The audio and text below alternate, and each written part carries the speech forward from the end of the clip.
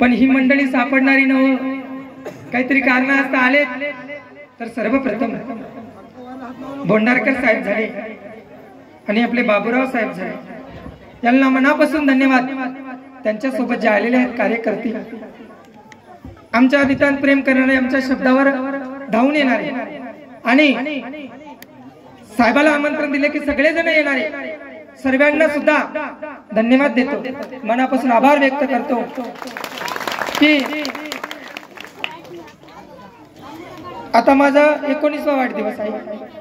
एवढ्या लहान वयामध्ये मी तुम्हाला आमंत्रण करावं आणि तुम्ही कार्यक्रमाला यावं, धन्यवाद द्यासारखीच गोष्ट आहे। आपणास पुन्हा एकदा धन्यवाद। बाबाच्या चरणी प्रार्थना की आपल्या हाताने असंच कार्य घडो, आपला पाऊल योग्य दिशेने पडो आणि हे जनता, तालुका, जिल्हा जे करते, समस्त जे आपले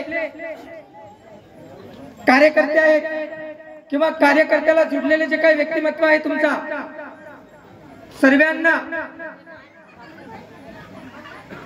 तुम्ही सोयी देणारे आणि विकास करणारे आणि आपल्या विकासातून जिथे कोणी पोहोचू शकत नाही तिथे पोहोचून सुद्धा तुम्ही विकास करणारे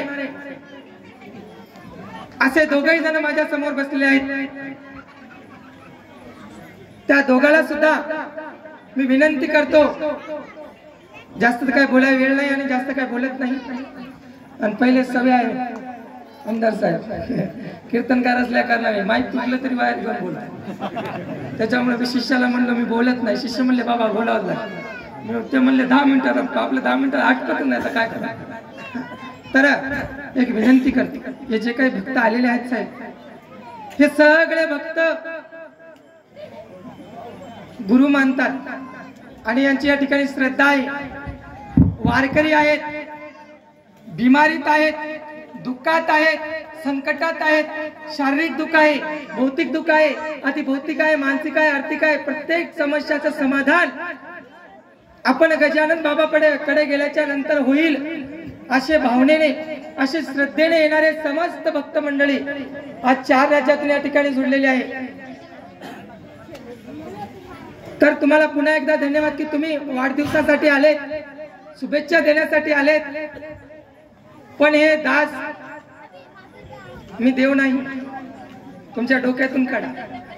आता गजानन बाबा की जय म्हणल्या मला राग येत होता। मी फक्त एक सेवक आहे, मी भविष्य बघणारा नाही, मी भविष्य बनवणार आहे।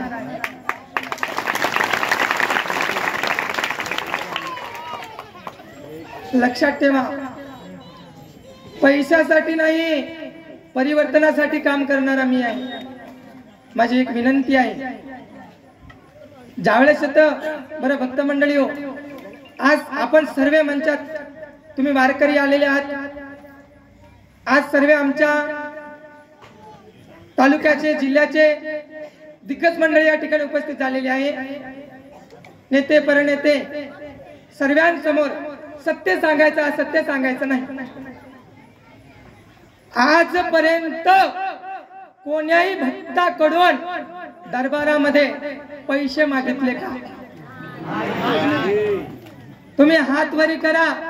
हे गजानन बाबा संकल्प घेतो की आजपासून गादीवरच बसणार, जर तुमच्यापासून पैसे घेतले असेल तर। आज मी 17 वर्षापासून हा कार्य करतोय, पण आजपर्यंत पैशाची अपेक्षा नाही, मला पैसा नको। माझी सगळ्यात मोठी संपत्ती आहे साहेब, हे माझ्या समोर बसलेले माझ्यावर प्रेम करणारे माझे भक्त मंडळी। आणि मी अजून सुद्धा माझ्या वाढदिवसाच्या निमित्ताने देवाला एवढीच प्रार्थना केली की देवा मला एवढं श्रीमंत बनवू नको की मी अहंकार वसवून तुला विसरून जाईल, मी एवढं गरीब बनवू नको की माझ्याद्वारे आलेला गरीब उपाशी जाईल। एवढंच देवाकडे आपलं मागण्याचं नाही। तर दोन्ही आमदार साहेबांना एक विनंती करतो, ज्यावेळेस आता पाऊस पडतो साहेब, त्यावेळेस अर्धी पब्लिक पाण्यात भिजते। जेवणाची वगैरे सोयी आमचे पिताश्री माननीय अर्जुन बाबा व 200-250 सेवक सेवादार या ठिकाणी सेवा करत आहेत। हे बिचारे कसे तरी सोयी करतात। आणि काही भक्त जेवतात, काही भक्त भोगण्याकडे पाहिले की म्हणतात महाराज आम्ही जेवण आलो. अशी परिस्थिती या ठिकाणी आहे. तुम्ही असं समजून घेऊ नका की आमचा सत्कार करावा आणि आमच्याकडून काहीतरी मागून घ्या याच्यासाठी महाराजांना बोलवलं, अशी भावना नाही. पण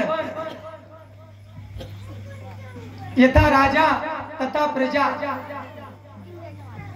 घराचा करता चांगला असले घर चांगलं असतं, गावाचा करता चांगला असले गाव चांगलं असतं, तालुक्याचा करता चांगला असलं तरच आपल्या गावात विकास होतो.